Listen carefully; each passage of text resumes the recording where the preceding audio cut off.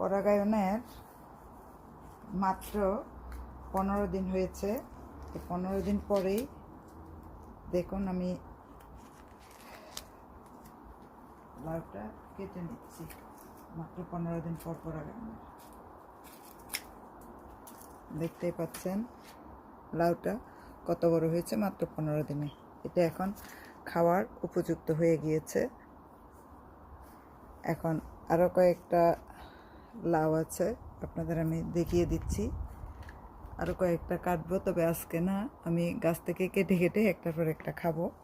তো এখানে শুধু লাউ না, দেখতে পাচ্ছেন লাউয়ের পাতাগুলো কিন্তু কত বড় বড় হয়েছে। লাউয়ের পাতাও খাওয়া যাবে।